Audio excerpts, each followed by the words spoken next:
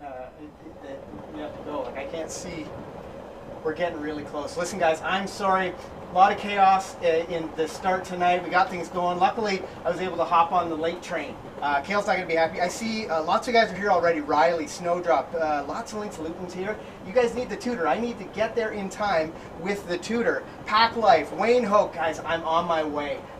Let's try to keep this on the down low when we get there because Kayl can't be too happy about that. So I'm going to hop off the train, try to sneak into the train station.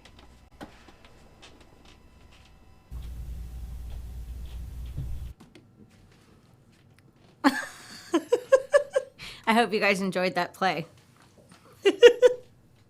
Hey guys, how's it going? We are getting ready to start. Yes, how about people are loving the train station and love the Hey, I'm the here comments. right on time. Hey guys, what's going on? A bit of a funny start to tonight's show.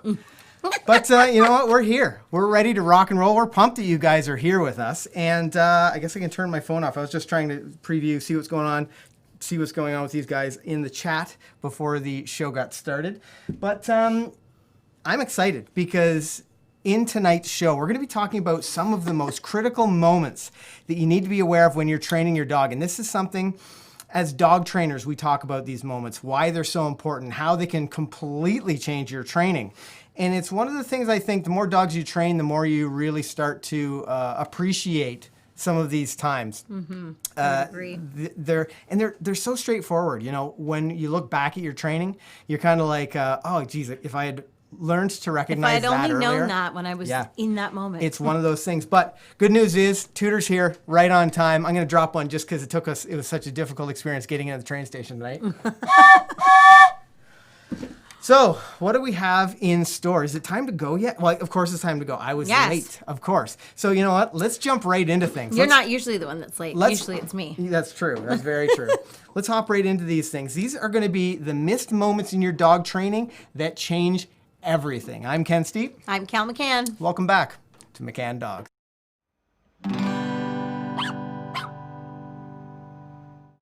Tonight was a funny start. We're setting up the live stream, getting all this stuff ready, inputting all the beepers and the boopers, all the stuff that needs to work, and the stream just started. I must have pressed a button or pushed the wrong thing. So this is a new link for you guys. So I appreciate everybody who's headed on over to the to the train station after it was a bit of a challenge getting it up and running, and to the new link. Let's talk maybe about some of the specific skills that we might be talking about tonight for a minute. Yeah, so we wanted to hit some of the bigger topics with you guys, topics that you guys ask us a lot about. So we're going to talk a little bit about what we dog trainers call stationary skills, which you guys call having a brain for your dog, because having emotional control and making good choices where our dogs are calm and settled isn't always the dog's first thing at the front of their mind. So we're going to be talking a little bit about that. We're also going to be talking about jumping up and some different aspects of that. We know that that's a thing that you guys ask us a lot about, whether it's jumping up on your family members or friends or even, areas in your home. Counter surfing is a real thing that people often complain about. And then, of course, the biggie, walking on leash. We want to talk to you guys a little bit about not necessarily how to fix these problems in the way that you think that we would talk to you in. That sentence didn't make sense, but hopefully you understood what I meant. We're going to work this out. We have time. This is live. This is the fun part. But we're going to talk to you about some of the things that we look for as dog trainers that really allow us to bank on a lot of success, so we don't end up getting repetitions of the dog making poor choices. And if you've been on our train station before, if you train with us, if you've been around, you're going to know that we are all about building repetitions of success. And you're probably thinking to yourself, oh, that sounds so lovely, but that's not what's happening in my house. My dog's wild, my dog's crazy, my dog's doing this.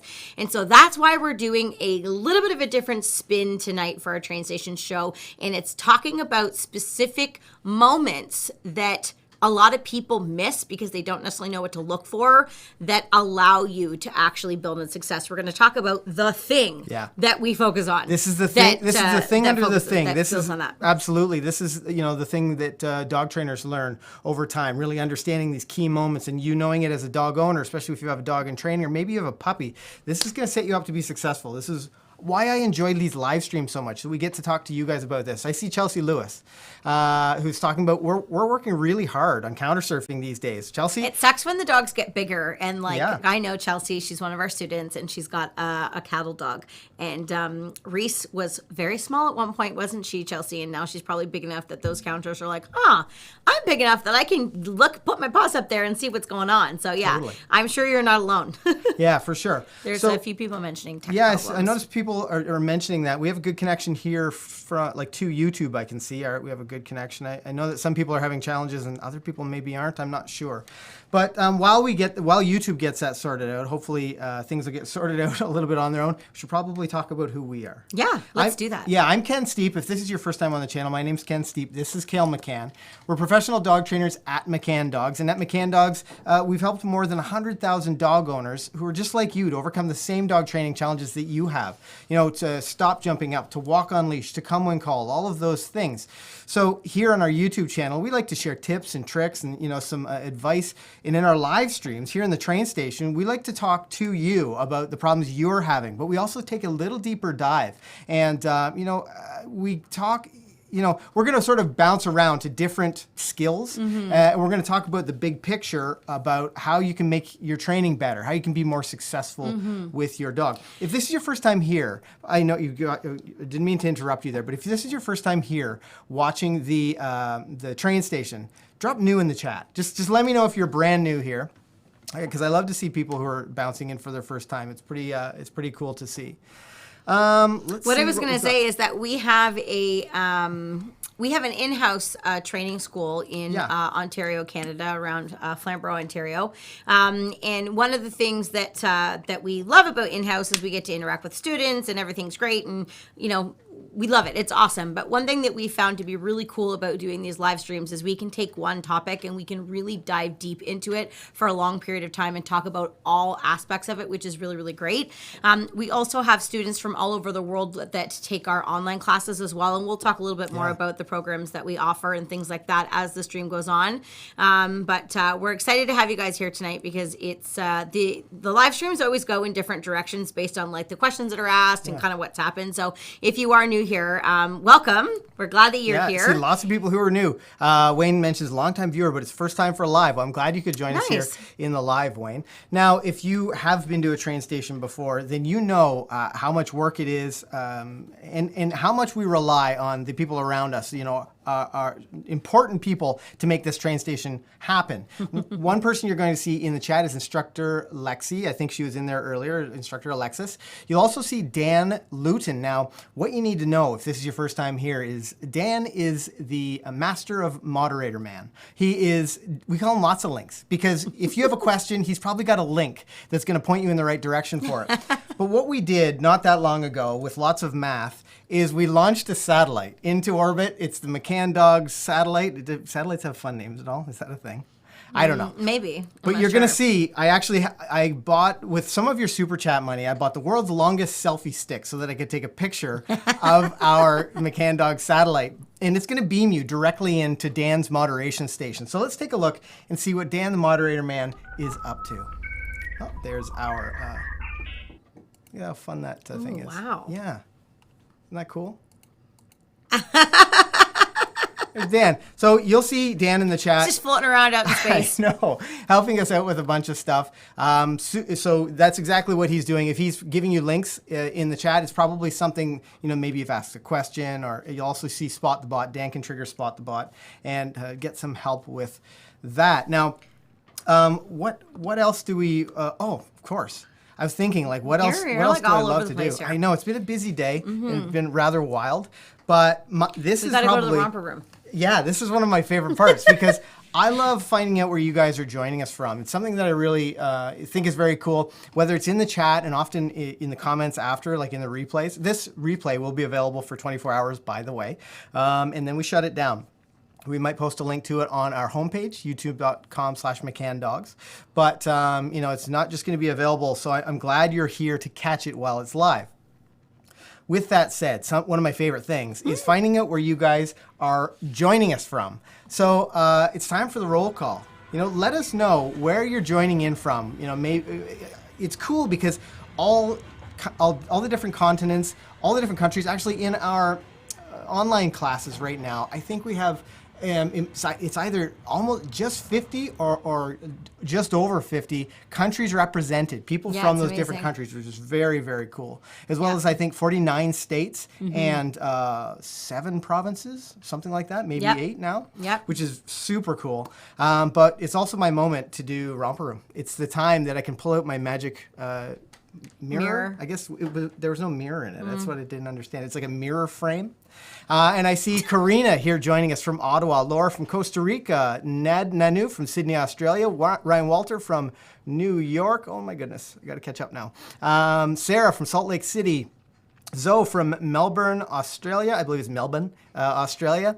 New Jersey, Portland, Houston, Keswick, not very far away. New York City, Marysville, Michigan, Houston, Texas, Missouri, Gibsonton, Florida. We wish we were closer too, but now's not the time. We do love going to Florida, especially in the winter months.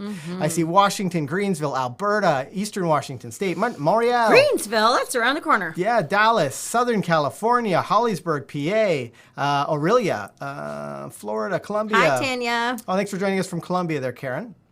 Katya from San Diego, Pennsylvania. Tanya Shields, welcome back to the train station. Columbia, California, Nebraska, New from Illinois. Netherlands. Very, very cool. So that's a fun thing that I enjoy, and I will often find myself still going, checking out the comments after, or sometimes I'll jump back into the replay when the chat is still live and look up where some of these places are, because it's pretty neat. Oh, Kim says now in the Kermit voice, Ken. Oh, well, I do enjoy when you guys come and join us here at the train station. I actually can't believe that you did that so quickly, because normally I have to twist your arm to do it. Yeah, it's hard to do it on command, but sometimes I'm just ready for it. We need to talk about 2 kinds of training plans, like 2 ways to think about your training when we're fixing, behavior problems. What's the word I'm looking for? Like like digging and chewing. Self-rewarding behaviors. Yeah, self-rewarding behaviors. We need to have a plan and 2 sort of thoughts about this plan when it comes to preparing for dealing with this with our dogs. And number 1 is the proactive training plan. What are you going to do? What are you going to plan for ahead of time to be ready to train through whatever this thing is, pulling on leash, jumping up? The other one's reactive. What do you do? What are you going to do after it happens? What if the act is committed? So I really want you to start to separate or differentiate what you're setting the dog up for and what you're prepared for from what to do when that thing actually happens. Let's talk a little bit about that, Kayl, and what the difference might be in maybe a specific example. Yeah, so when we're talking about the 2 different options there, I just want to... never mind. We'll go back to it later. Okay. Proactive versus reactive. So proactive, obviously, as Ken just mentioned, is what you need to think about before a mistake has happened. And I think proactive training is much harder for people because it requires you to really know your dog really well. It requires you to be able to read body language. It requires you to kind of know what your dog's different thresholds are. And basically the idea behind that is you being one step ahead of the dog, anticipating a potential issue, and then rerouting the dog so that they don't make that bad choice. And that formula can be applied to all kinds of unwanted dog behaviors. It could be applied to jumping, pulling on leash, not coming when they're called, chewing things, going to the bathroom in the house, whatever it might be. I want to anticipate those things from happening, and then I can reroute the direction. So that's more what proactive training means. And that's, if you know anything about our method of dog training, that is what we focus on. We focus on teaching them the correct things first, as much as we possibly can, because we find it lays a much more solid foundation. Yeah. Mary H is the sweetest. Yes. Dropping a $10 super chat. Thank you for the super chat, Mary. You paid for the train ticket to get me here on time after all of the chaos that happened before the show. I do appreciate it, Mary. That's really, really nice of you. Thanks for the super sticker. Okay, so let's talk about some specific skills. And I think a good place to start for these guys is going to be thinking about stationary skills because they have so much more control. Whether that is so we have a sit in at our side that we call sit in control position. This is such a versatile skill for your dog to have because it prepares you for things like automatic sits when you're walking. It prepares you for when people are approaching to train. Have your dog not lunge at the end of the leash or bark at people. Yeah, when you're out in public wandering about, not jumping up on people. There's just so many reasons why that sit-in control position is really important. But what's crucial about teaching the sit in control position is understanding those crucial moments, those missed moments when you need to be acknowledging or training. Let's talk about that. Yeah, I find a lot of time when people are trying to work on teaching this sit to be calm, for example, there's a couple different things that I find are common mistakes that sort of lead you away from being able to reward good choices. Number one is a lot of people hold the dog on a tight leash and they don't really give the dog a chance to make any choices. And number two, and this is the biggest thing that people do, is they expect too much too early. So when the dog is sitting and they're doing a good job, often instead of reinforcing that, what a lot of people do is they wait to see if the dog will hold. And then as they wait, the distraction gets harder. Maybe people get closer or another dog comes by and now the dog gets up and they've made a mistake. And often as trainers, we will often say to them, you missed your moment. That yes moment was right there and it just whoop, passed you on by. So being able to pinpoint when you should be rewarding is really, really important, which means you need to know what you're rewarding, what your expectation is, what your goal is. And then you need to make sure that you're not waiting until the dog gives you the moment, they make the great choice, they don't get any reinforcement for it. So they go, oh, okay, well, I'm not getting reinforced for sitting calmly here. So I'm going to go back to doing what I think is more fun. And that's barking and pulling and going to see this person. My idea behind my training and my reinforcing is to teach my dog that sitting calmly is just as fun as looking at that other dog. Yeah. Sitting calmly is just as fun as dragging me down the street. But it takes time and repetition and reinforcement in order to actually teach your dog to feel that way. Now, I want you to think about something. If you are out training your dog and you're waiting to see what choice they're going to make, are you actually training or are you testing them? Because there's a big difference. And if you're testing them to see what decision they're going to make, you're likely in a bad position. Unless you've rehearsed several times with the same level of distraction, whether that's the distance or how long they're in that position, is when we're talking about stationary skills specifically. But you need to be really mindful when you have a young dog with you that's a young dog in training, maybe it's a puppy or whatever. Think to yourself, am I training right now or am I testing my dog? Because these are the moments, this is going to change those moments entirely. If you're training, you're going to try to precede them breaking, them getting up, them getting out of position. You're going to be using your voice, staying connected. You're going to be acknowledging the times that they check in with you rather than the times that they make the wrong choice, because that's testing. So training is setting that dog up to be successful. Yep. Slowly introducing challenges into your training plan. Slowly, maybe bringing people closer. Slowly being farther away. Maybe you're working on the stay, slowly increasing that distance. But you need to make sure that you think to yourself, am I training right now or is this actually testing? Mm-hmm. Because one is likely that the dog will fail if you haven't done enough training. Mm-hmm. Another comment that I wanted to make about the topic of specifically sitting calmly with your dog. This is a great alternate behavior to all kinds of things that your dogs maybe do instead that you would rather them not. But if your dog is sitting calmly, it's important that if you're looking for that yes moment, that you're actually reinforcing the right thing. There's lots of times that people are, holding the dogs, they're like, yes, and the dog's like pulling on the leash, looking at the other person, doing a whole bunch of things. This show almost got a little, I would have to put an 18 plus rating on it, nearly.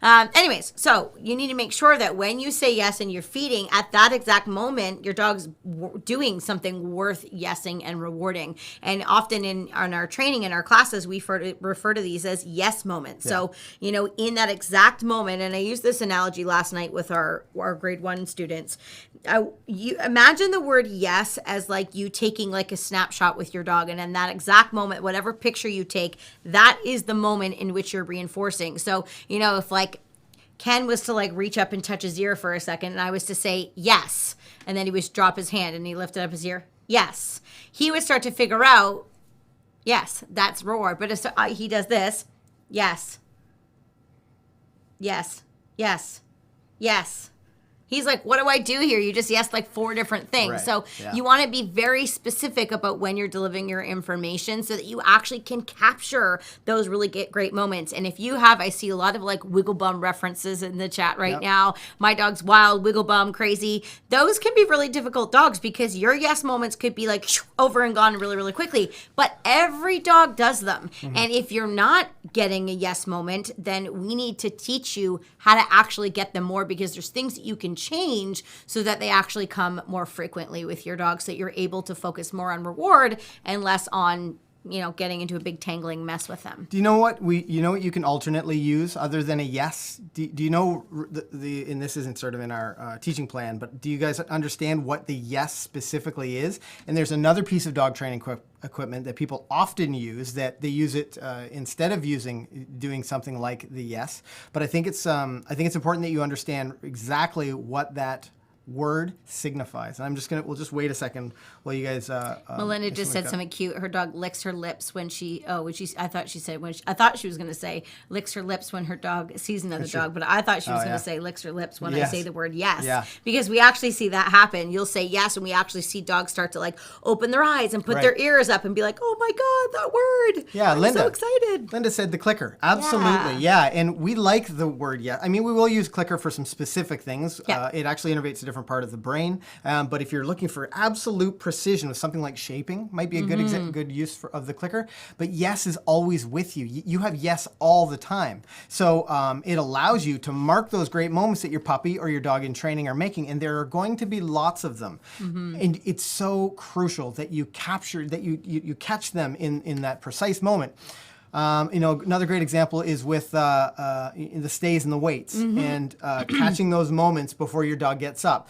Let's talk a little bit about the difference between wait and stay. I think because these guys are probably, I've seen lots of questions come in that are like, I don't understand that. Actually, I would love to put our students on the spot, because I see a ton of our students in the chat right now. And if you are, especially if you're a life skills student, which is our online obedience program. Oh, Lily Place, so they just know joined. the difference between wait and stay. Let me hear what you think it is, because we've just talked about this not that long ago. Of course, I'm going to tell you the answer in a second, but I want to see if you guys know the answer. Yes. What's the difference between wait and stay? Why do we have 2 commands? Because a lot of people just teach one, and we do it a little bit differently. We actually teach 2 different styles that mean 2 different things that give you a little bit more reliability. Yeah. So I'm going to try to pronounce this really awesome super sticker by Regimantas Merkis. Thanks for the super sticker.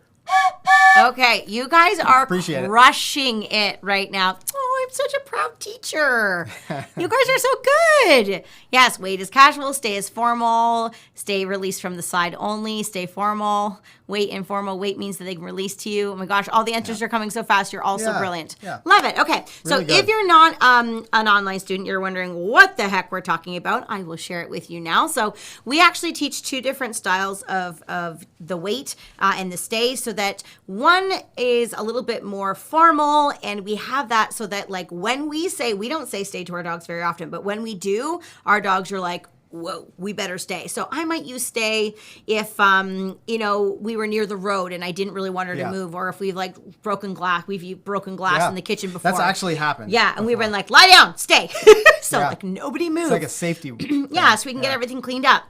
And then wait is sort of our temporary hold. It basically means whatever you're doing, wait there for a second, and I'm going to tell you to do something else. It's much more informal. And when we say wait, we allow the dog to have a lot more anticipation in the wait, whereas in stay, we want our dogs to be more calm, more settled, and more relaxed, because they know they're not really going anywhere. So we have a couple different steps that we do to teach the dogs the difference between those 2 behaviors, but we find it really allows both commands to have a lot of longevity in your training. What's really important about this when we talk about the moments in your training, though, is that the most common mistake that people make is they're teaching their dog that stationary command, whether it's wait or stay, and they go too far away.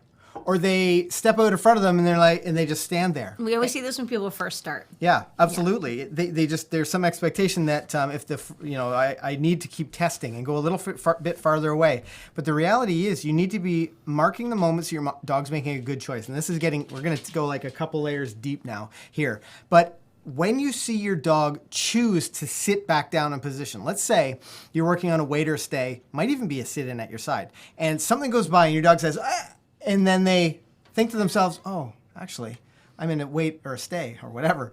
That's the moment. These are the moments. If you can capture, tell your, yes, good boy, good girl, way to go. That's exactly what I want. These are the missed moments that can like amplify your training. When you start to teach your dog that the more they make good choices on their own, the more they'll be rewarded or at least be acknowledged, the better your training process is going to go because your dog's going to start looking for these opportunities. Remember, dogs will do what's rewarding and they're terribly self-serving most of the time. So you need to let them know, yes, what a great choice. Here's something for you that's coming from me.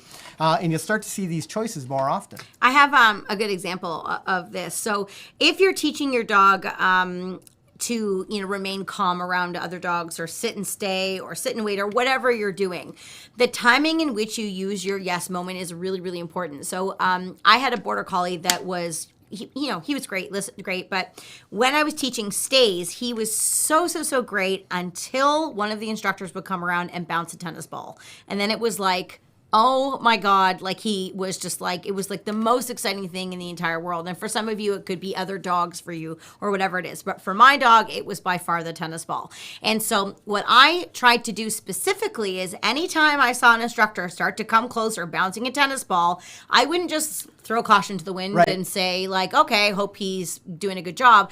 I would specifically yes and reward his sit stay before the tennis ball even got close. And as it got close, I would yes and feed again, yes and feed again, yes and feed again. And so after a couple sessions of this, Slam literally started to look at the tennis ball and then look at me as if to say, you're coming to feed me, right? So I literally rerouted his mind to say, when somebody bounces a tennis ball and I stay, somebody comes and gives me a cookie. So I no longer care about the bouncing tennis ball. In fact, I like to look at it and then I'm going to check in with you because I know good things are coming. But that's because I amplified my yes moment. I was able to reinforce things before he got up and grabbed the ball every single time. And would Kayl yes the moment that Slam is likely to get up? No, it's the moment just before that. The moment he's still making the good choice. You're intercepting that thought of, I got to go get that tennis ball. But it's that moment that she's going to start laying on the praise. It's the moment she's going to start, rewarding the dog. And maybe if Slam on his own made a great choice,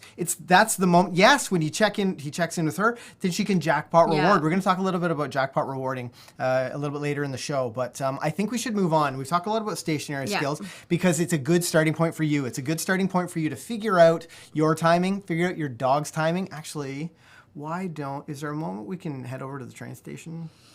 We're going to do something about that. Yeah, so let's do this one. So let's talk about acknowledging that decision to get into the sit position. Let's move on from that. I think I can do something in here. Okay. With this. Okay, so let's talk about jumping up then. We'll move along. And I know we've been asking you guys a lot of questions. Funky says thank you for all the birthday wishes. Yes, it's very nice. Funky turned 13 today. Did. Yeah. Jumping up. What do you think is the first indication that your dog, let's say it's jumping on the counter. What's the first indication that your dog is thinking about jumping on the counter, wants to jump up on the counter? What is the first sign that you get that your dog might be jumping up? And this is something, again, this is the moment. This is the moment when you have the most effect, the most impact, and you can redirect your dog Riley says away. that look in their eyes. The look in their eyes. Good, okay. Okay, so Melinda and Mark and somebody else, Mimi got it. So it's that sniffing. When they start sniffing, when they start air scenting, maybe your dog, they just stand like stock still. They're like, oh, there's a thing up there. That's the moment when you have the most impact. If you can you can use something like your off or your leave it or whatever, whatever command you're teaching to your dog. Off is especially good if they're likely to jump up. But that is the moment when you have the most effect, is before they've jumped, because once they've jumped up, they've already committed the crime. So you need to intercept that thought pattern with them with that off or leave it or something.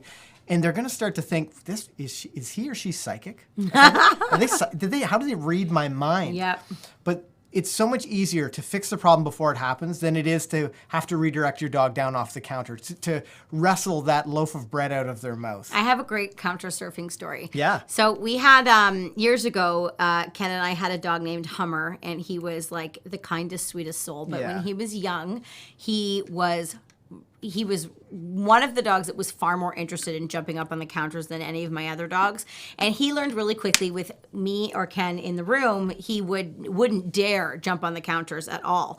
But from time to time, as he got a little bit older and we would start to like leave the kitchen and let him be in the kitchen a little bit more on his own, he would try to jump up when we weren't in the kitchen. So I pulled a fast one on him, and I went like James Bond, and I had a little mirror, and I would leave him in the kitchen with a leash on, and I would put like all kinds of like wonderfully smelling things on top of the counter, and I would leave the kitchen and I would just stand there and I would use the little mirror. I'm gonna sound like a crazy person, but after I tell you this, I guarantee you guys are gonna go do this with your dogs. I think it's a good idea. Yeah, so I would look in the mirror and I could see him. He was very obvious when he was gonna jump on the counter. He would start to air sniff. He would like kind of look out the door to see if I was around or whatever, and as soon as he would go to jump up, I would, hey, off, and I would come flying into the kitchen. He'd be like, holy cow, where did you come from?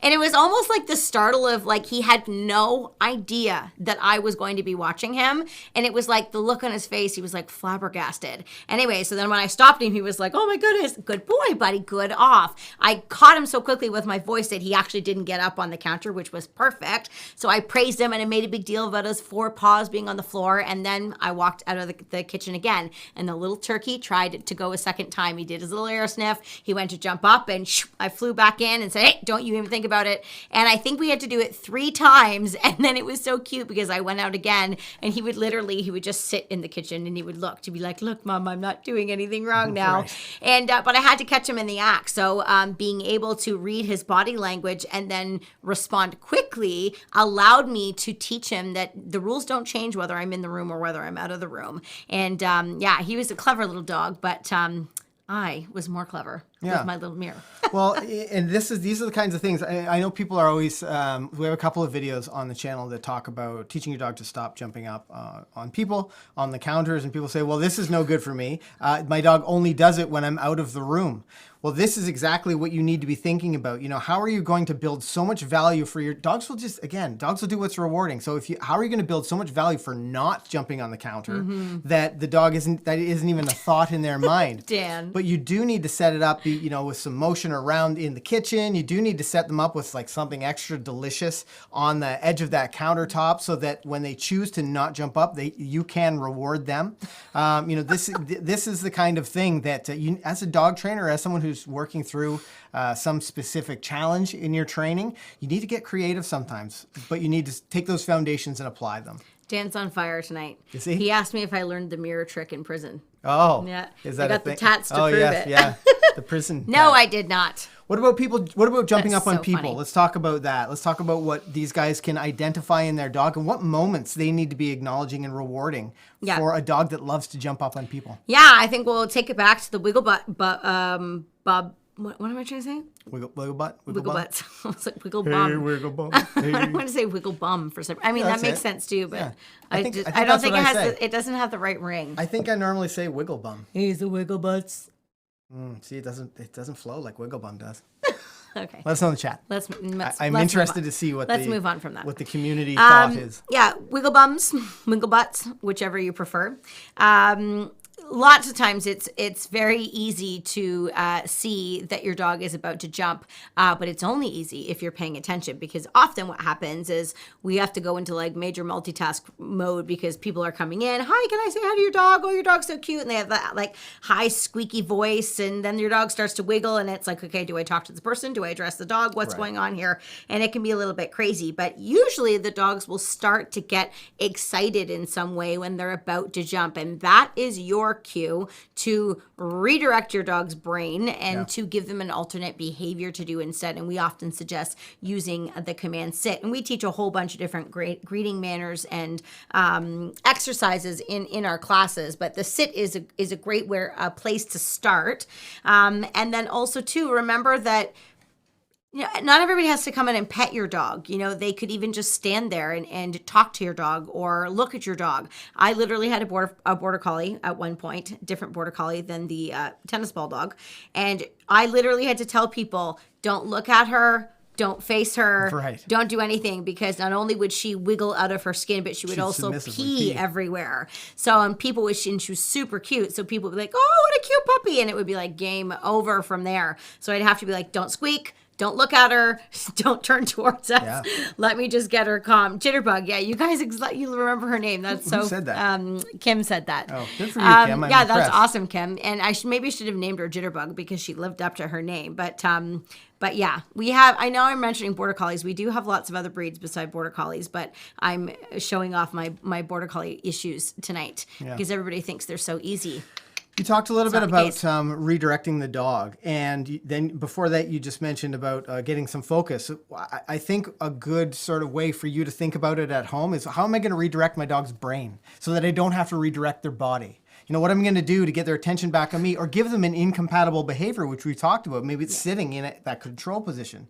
Maybe it's to lie down. You're going to figure out what that is for your dog. But redirecting their brain before you have to redirect their body is going to be really, really a good tool for you to use. And then banking on that yes moment. And again, this is all about being able to capture the moment. Think about what moment you can actually reward your dog. So I can use that Jitterbug, my dog Jitterbug, as an example. For her, I would actually start to reward her before anybody actually got close to us. Because if I saw her like start to wiggle and then she sort of sit and settle for a second, then I would yes and reward. I wouldn't wait till the person had come up, they put their hands on her, and then like she wasn't able to be calm until she was trained through the steps on that. So I would just reward very, very early. But with her, because she was such a wiggle butt or bum, I would try to use my yes when she was at her most calm state. So when she was settled, when she was relaxed, when her butt wasn't moving, when her feet weren't moving, that's when I would yes and then reward, so I could capture those moments. And once she figured out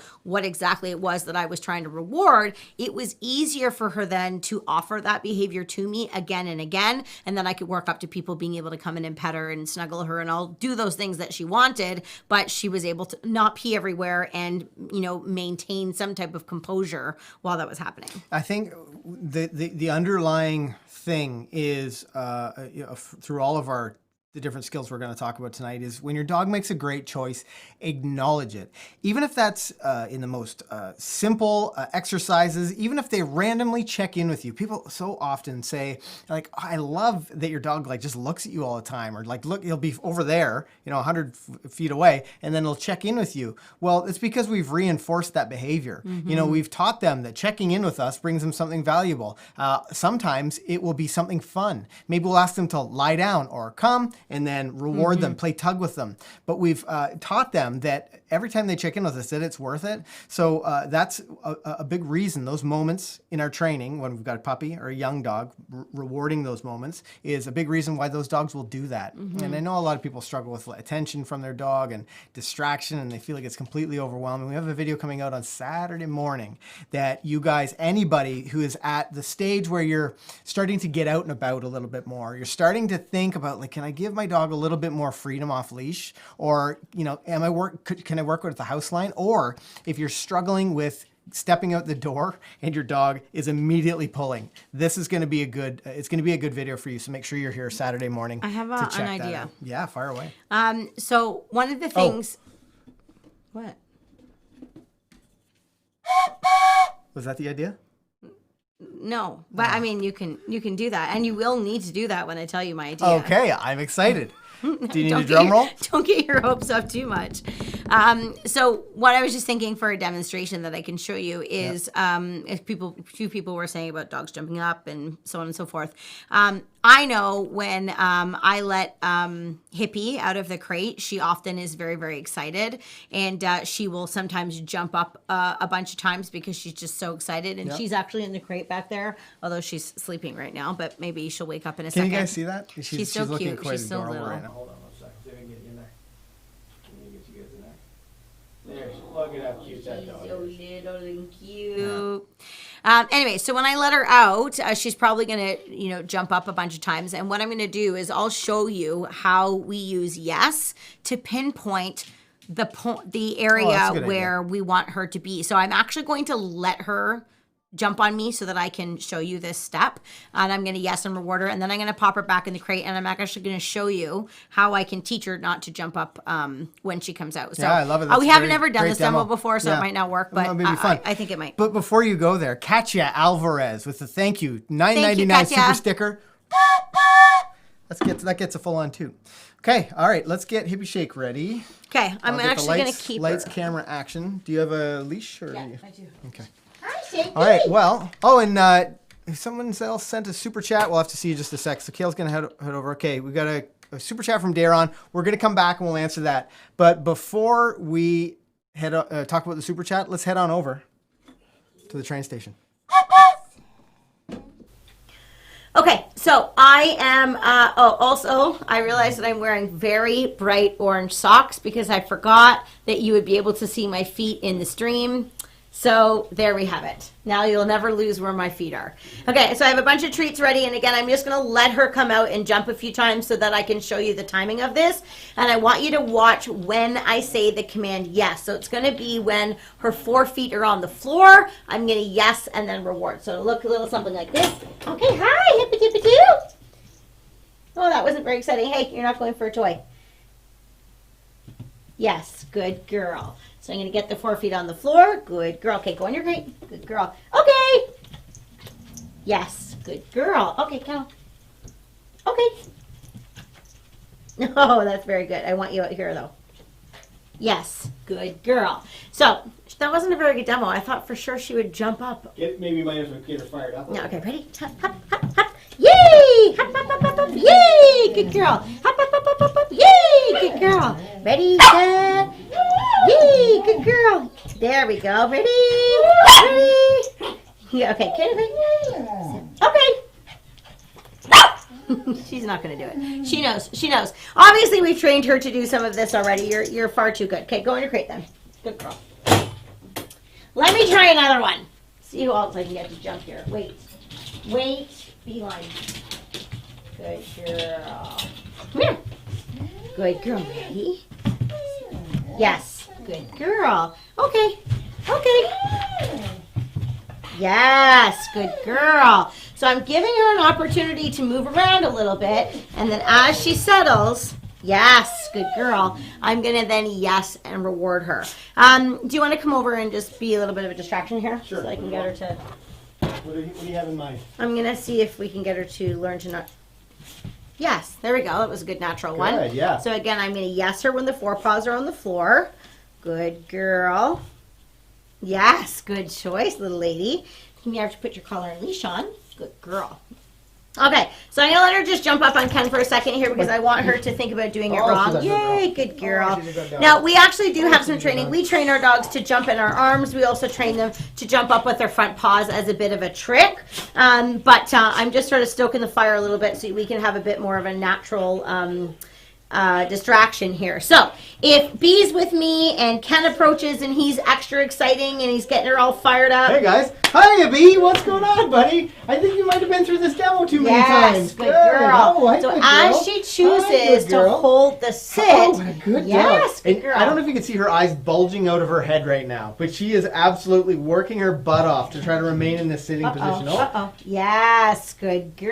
yeah, so that was good. So again, I'm yes and rewarding when those 4 paws are on the floor to make it a little bit easier. Now, if you're just starting this with your dog, though, your distance might be a little bit further. This having somebody that close to your dog who's never done this before or hasn't had a lot of reinforcement in the sit is going to be a lot harder. Beeline has had hundreds of practice sessions of sitting at my side on a loose leash for rewards over and over and over again. In fact, okay, she actually knows, get in, good girl, get in, good girl, get in, yes, get in, yes, get in. Get in. Let's get talk in. a little bit about, Yay! So I make that left-hand side so fun that she's happy to do it. Let's talk a little bit about if someone's dog jumps up on someone Mm-hmm. and they're working on that loose leash sitting at their side, like what that moment might be so that it's not place the dog reward. I don't know what you mean, so you're going to have to talk about it. So rather than reward, what we'll see a lot of people do is they'll replace their dog back in position and they'll feed them the moment they get there. Now, we've been working a little bit on capturing that moment with Beeline. But the mistake a lot of people will make is that they'll place their dog back in position. They might still have a tight leash, and then they'll put food in the dog's mouth. You need to have that your dog recognize for a moment that they're not of their own cognizance. They're under control. Your dog's thinking, being mindful, very thoughtful about being in that sitting position before they get food stuffed in their mouth. Because there shouldn't be any confusion about why they're being rewarded. Yeah, so there's such things as rewarding too early, which is essentially rewarding the wrong thing. Because if B goes to jump up on Ken, and then I get her into a sit, and right after I do that, I still have her on a tight leash, and maybe she's still wiggling, and I'm shoving food in her mouth, I'm not really and rewarding the right things. I really want to make sure that I've actually gotten to the point where I like what she's doing before I reward. So number one, is she paying attention to me or is she paying attention to Ken? She's paying attention to Ken right now. Yes, great. So then I'm not necessarily going to reward her for that. I might get her attention. Hey, you. Hi, right here. There. Is her leash loose? Yes, good girl. There.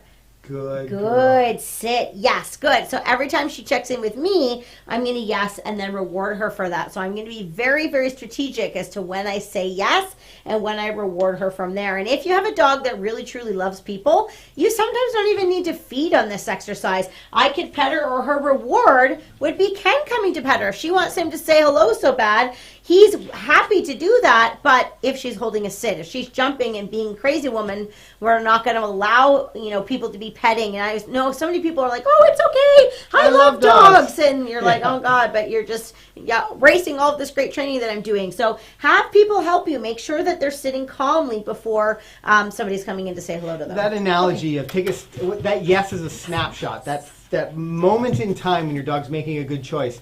So what does your snapshot look like? Does it look like your dog's up against that stranger, or maybe it's a friend or family member? Is that the thing you're going to yes? Maybe if you're early on in your training and it's the first time they haven't jumped up, that's a step in the right direction. Maybe that gets a yes reward. Mm-hmm. But you're going to really want to start to condition in at your side, or at least in a position where you have a little bit of control while you're working on this, to be rewarding your dog. This is the snapshot you want. Wouldn't it be nice to go for a walk, and regardless of what sort of dog owner comes barreling up to you that wanting to introduce their dog to your dog, that you had this kind of control? Like, this is such a powerful position for you as a dog owner to take up your dog, to reward your dog, to basically have all the control that you need in any situation. So keep that in mind. Okay. Oh, what a leap. Good jump. Now, I saw a super chat come in, and I think it was fairly appropriate to what we're talking about today. Let's see here. Darren asks, hello guys, 4-month-old super demanding puppy. She barks for everything. Any suggestions? When we tell her to stop doing something, she'll do it, and as soon as we say good girl, she goes back to doing the bad behavior. So let's talk a little bit about management and how that can be so frustrating and challenges that it can present. Yeah, I think barking is a really self-rewarding behavior, so it can be a challenging one to fix if you're not able to do it with good timing and redirection. If you tell her to be quiet, or you tell her to do something and she listens and you're able to praise her, that's great. But what you don't want to do is get yourself into a vicious cycle where she does something and then you tell her not to, and then it's fine for 10 seconds and then she goes back at it again. There needs to be some type of follow through so that you actually affect change. Yeah. One of the best things to do is to redirect the dog to do something else so that particular situation can't relive itself. So it's a great resource for Darren is we just published a video last week about the house line. And in that we talk about chewing on stuff. When you catch your puppy in the act of chewing on stuff, it's not that different from barking or doing a bad behavior. Yeah, it's the same actually. Yeah, so that's going to be a really good resource for you. Is last week's house line video. Maybe Dan the Man can grab the link for that. But anyways, Darren, you're going to redirect your dog. So say, for example, and I don't know if this is the case, but this is a common place that dogs bark, is when somebody walks by the door when they're inside, or you're on the street and the dog's barking at another dog, or whatever the situation is. Try not just to say quiet and then keep doing what you're doing because it's likely that the dog's going to go back to what they were doing. Maybe try changing directions, or if you're in the house, call them into another room and have them, lie in their bed for a second, or have them do some sits and some downs and get them working for you so that you're more in an authority position and they're listening and engaging with you. And then once they're more settled, then you can let them relax from there. But the redirection is going to be really important, and then proper follow through from the beginning.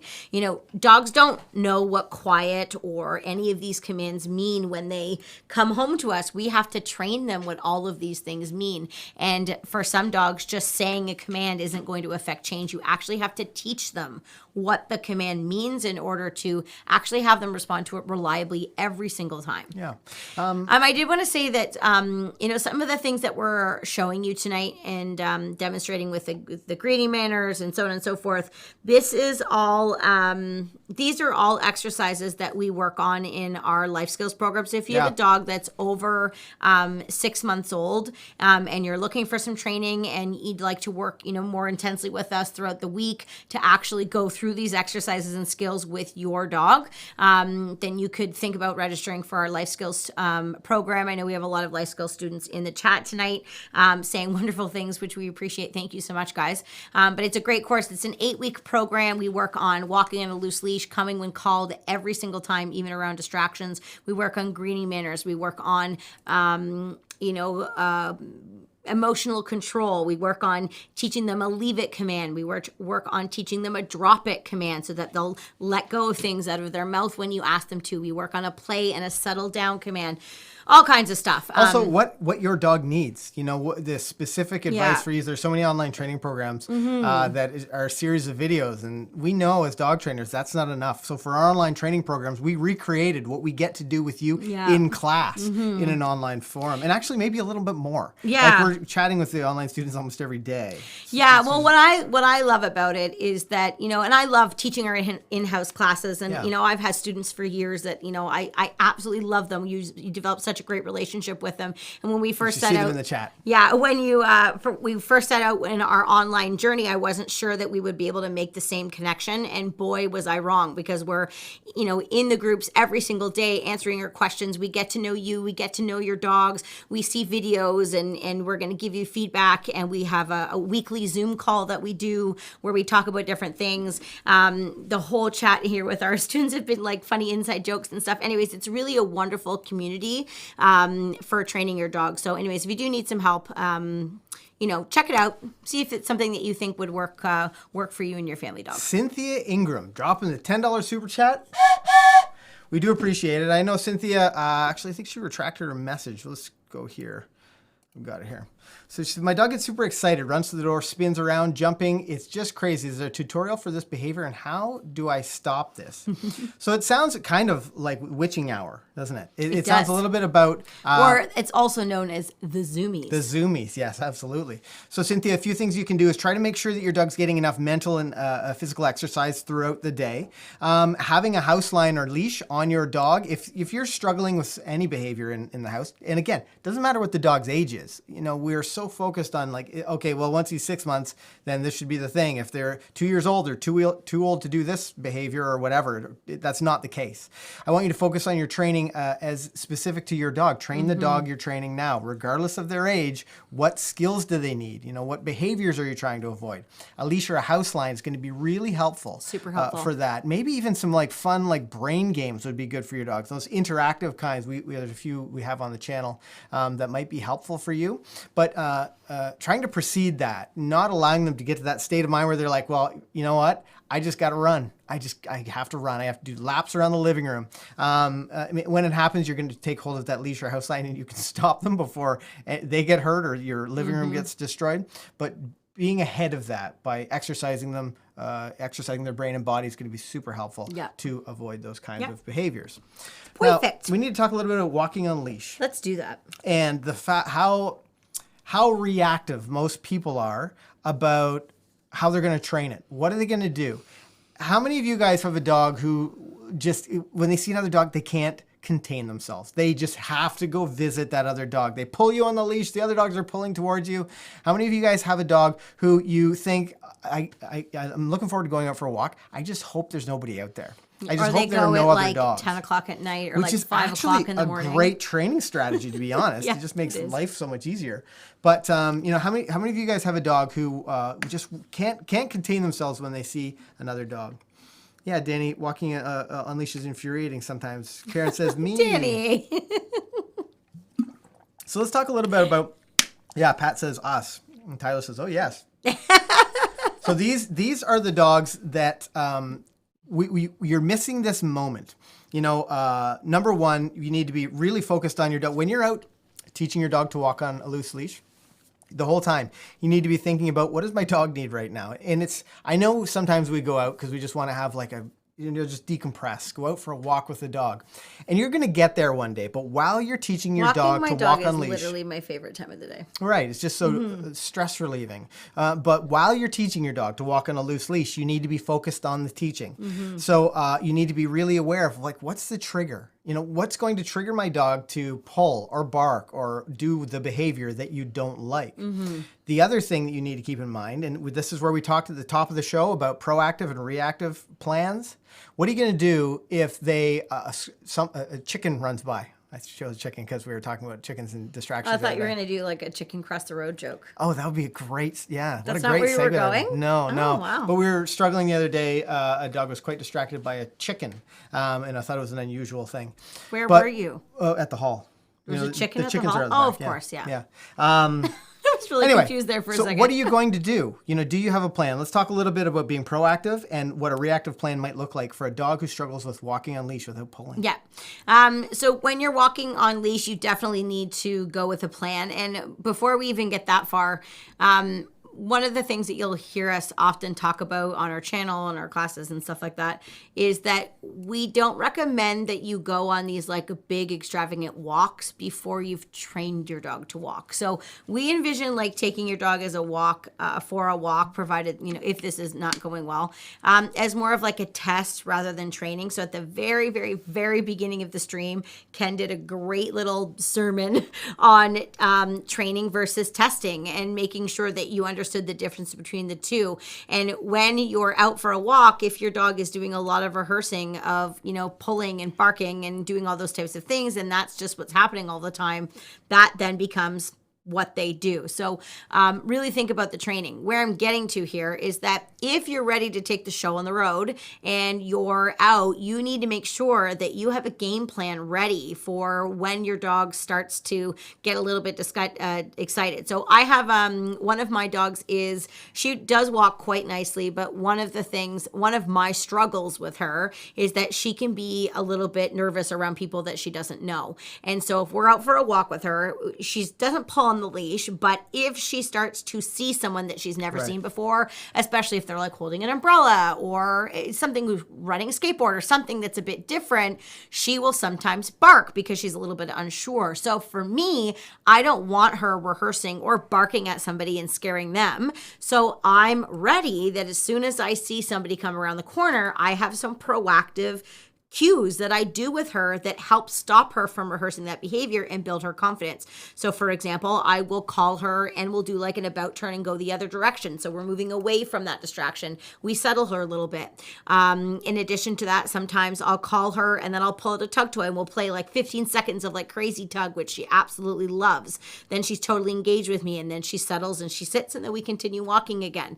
So rather than waiting for her to look, tightening on the leash, getting ready for her to bark, and then correcting her for barking, I could have stopped it right at the beginning stages of potentially having an issue and then reroute my entire outcome of the situation. And because I've been able to do that, she now makes all kinds of great choices. Something happens often rather than reacting, her first reaction is to check in with me and it's sort of like, okay, is this something I should be worried about? Are you going to pull out a toy? Are we going to change directions? Like what's going to happen? But now I have a dog that's engaging with me rather than reacting to what's in front. But that's all because I have a plan when I go into it so that I'm ready to have great timing. And I'm sure we've said this already in this chat, but dogs learn within 1 second. So if your information that you're delivering to your dog is happening far after the problem has occurred, you're not going to affect change. You could literally do everything right, but if your timing's off, it's not going to work. So timing literally is the key to dog training. Cynthia updated her super chat. I see retracted in order to edit it. The craziness happens when I get his leash to go outside. And Cynthia, you're not alone. This is actually a pretty common thing that people will struggle with. And it has a lot more to do than just going to get his or her leash to go outside. It's likely a series of things that you're doing in the moments leading up to that your dog says, oh boy, it's walkies time, or whatever the thing is. Let's talk about some of the counter behaviors, some of the incompatible behaviors we can do to help Cynthia through her challenge here. Yeah, so what often we'll do if we're going to take our dogs for a walk, and if we're getting them out of the crate in order to do so, we would start by how the dog comes out of the crate. So I wouldn't open the crate door and let the dog bombard out and then try to wrestle them to get the leash on. We would start right at the beginning, and that is teaching them to stay in their crate and be calm before we release them. And an easy way to do that is to open the door just a little tiny bit. And if the dog goes to barge out, just simply close the door and repeat that. And it only takes a few moments for the dog to realize every time I barge out, the door gets shut. And then what happens is you start to get to the point where you can open the door completely wide, and the dog will stay in their crate. And then you can reach in, hook their leash onto their collar, and then say, okay, and then let them come out. We call this self-control. We call this rule outs, where the dogs are able to figure out that if you want something like coming out of the crate, you need to give me something in return. And usually if you start with something like that, they're already in a calmer state because you've started that. And now you're less likely to get jumping and barking and all that crazy stuff at the door because you've already set the tone right from the beginning. So if she's not using a crate, let's talk specifically about a behavior she can request from her dog, or something she can do to, so what I'm sort of thinking out in my mind, you could certainly do that with like a door, a bedroom door or something like that. But it sounds like, when I just look at her question here, crazy happens when he gets his leash to go outside. So I'm just imagining maybe the dog's out and about and she goes to get his leash to go outside. It's along the same lines that Kayl is talking about. Another thing you can do is the only time your dog gets to be put on leash and go outside is when they're sitting. The only time that you're going to connect their leash to their collar is when you get a sit. It's also a great way to condition into your dog that, okay, this requires some control and then I get to have what I want. So if you can insist, Cynthia, and it's so simple, ask your dog to sit, reward them for being in position, clip their leash on, go outside. Come on back in. If they act wild and crazy, remember, if your dog is acting completely crazy, then you need to probably have a house line dragging. Mm-hmm. But I don't want you to confuse the house line with a leash. I want this act of going to get a leash and clipping it on to be separate, because eventually you don't want to be using a house line at all. You don't want your dog to have to drag a leash. So you either need 2 leashes or a house line and a leash. But insist that the dog remains in a sitting position before you clip on that leash. And if you have a dog that goes completely bonkers when you get the leash ready, then I might insist that even after I clip that leash on, Kayl just talked about a great exercise with using a crate door. Mm-hmm. Maybe the door to go outside is you do that with them. Yeah. They can't get out of that sitting position. What you really need to do is start to build in this sort of mindfulness and thoughtfulness and calmness into your dog. Before they get what they want, they have to give you a little bit of something. I think that's going to be helpful for you.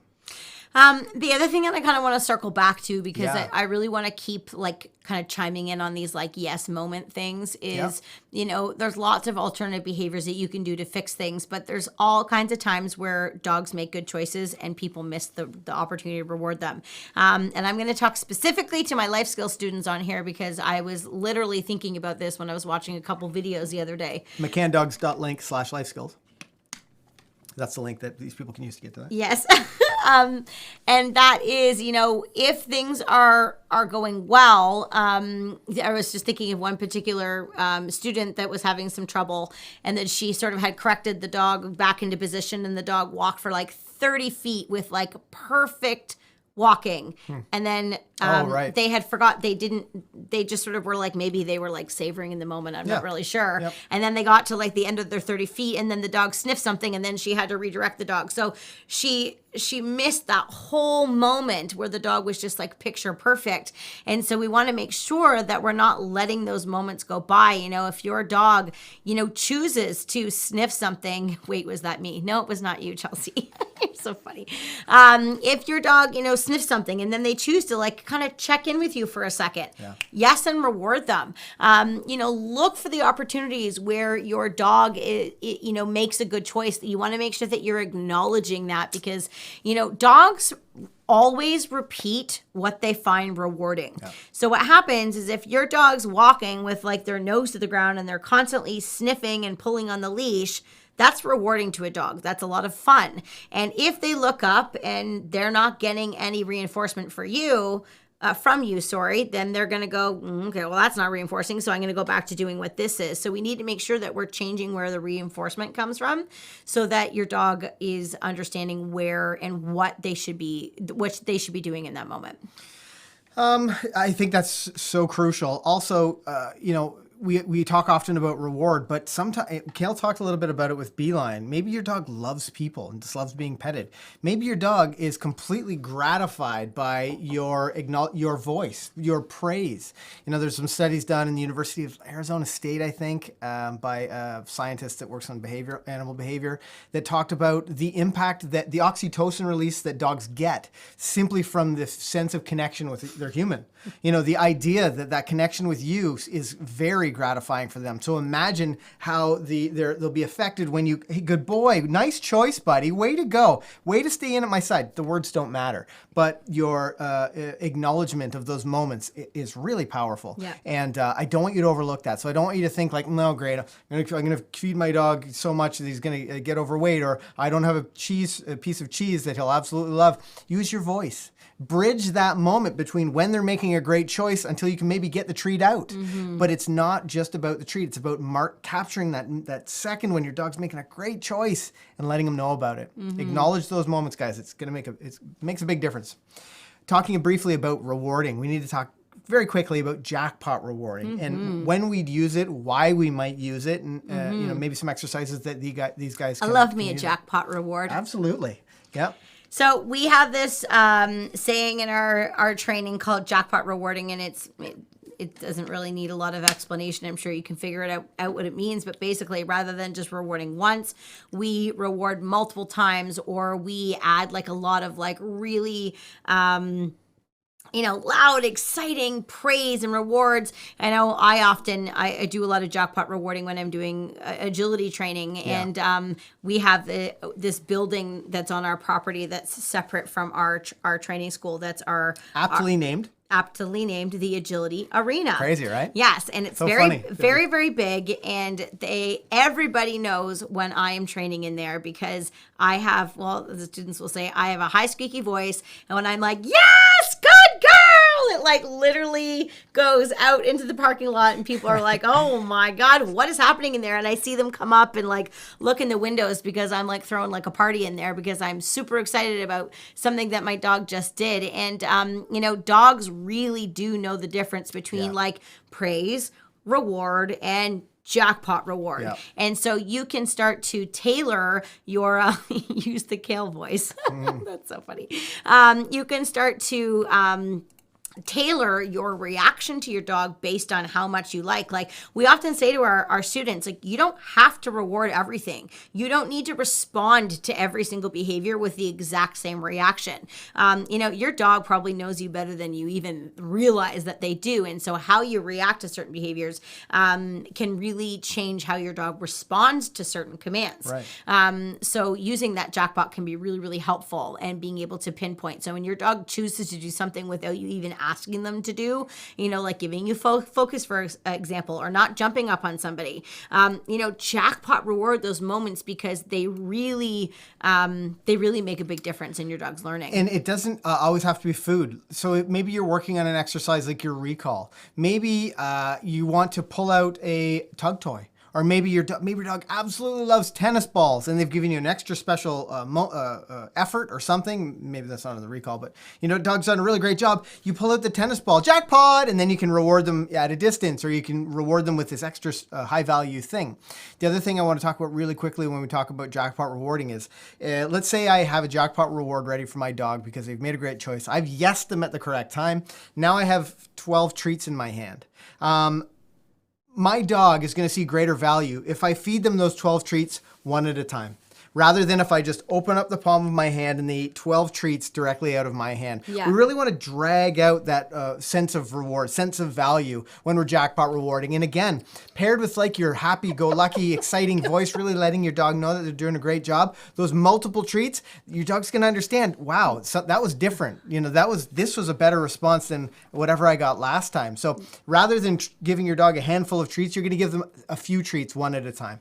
I'm literally dying at this chat right now. You yeah? guys are on fire tonight.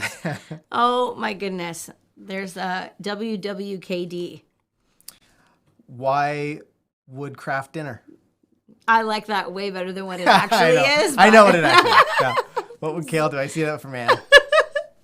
So funny. Okay, well, this has been a fun hour with you guys. Although I was a little bit late, luckily the train was on time and Kayl was able to get the show started. These shows wouldn't be possible without the help of some pretty awesome people. Alexis McCann in the chat as a moderator. Dan, lots of links looting. Dan, the moderator man, lighting it up as usual. This is just for Dan. Dan says that he's gonna job. join Life Skills too. Yes, he should. Because he wants to have so much fun.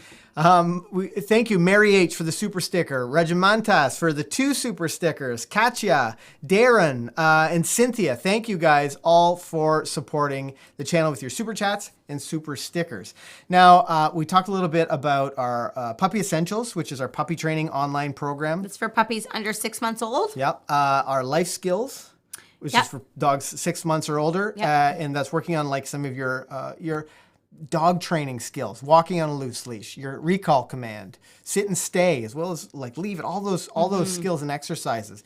Do you know what? Do you have the schedule for what you guys are going to be chatting about tomorrow? Yeah, because if you guys get in tonight, you're actually going to see this pretty face again tomorrow and talk about your dog training. Yeah, we actually don't have a Zoom call tomorrow. Tomorrow we do have a rapid fire Q&A session on our private Facebook group for both Puppy Essentials, and then we have a separate one for Life Skills. Instructor Steve will be in there tomorrow answering your questions on the spot as you fire away at them. Awesome. Which will be really, really great. And then we will be, when is Shannon back? Shannon will be back next week, I think. Oh, cool. And we'll have lots more. So we do weekly Zoom chats and rapid fire Q&A sessions, along with daily Q&A opportunities where people can ask questions every single day, post videos, get feedback. We have an amazing group of instructors that work in both classes. Just for Lexi McCann. Toot just for you. SD Cruiser in here, cutting me to pieces. Says, you want toots from Kayl, Instructor Lexi. She does them better. Oh yeah, give me that. When I'm smiling. I can't toot when I'm smiling. You'd be surprised how you think. Wow, I don't know. What happened there? What did you do to the whistle? That was a funny toot. Maybe, I think it's got a bunch of my spit Maybe this in is your it first now. time on the channel and you're wondering what on earth you stumbled into. Now I'm like self-conscious. That's better. It whistles back toward you, I think. Oh. But if this is your first time on the channel, make sure you hit that subscribe button. We publish new videos every week to help you to have a well-behaved, four-legged family member. And thank you guys for hanging out with us. This was a lot of fun. Now, why don't we leave these guys by singing the classic song we always sing together. Oh my God, Ken. We can just, are you ready? And now it's time to say goodbye to all our We're just singing a song that already friends. exists. Oh, okay. Okay, well, that makes this game much, much easier then. On that note, I want to wish you guys well. I can't wait to see you in the next live stream. Show up Saturday morning to check out a video that's going to help you Every through other your Thursday, we're off-leash here at training. 7:30. On that note, I'm Ken. I'm Kayl. Happy training, guys. Bye for now. Happy training. Happy training.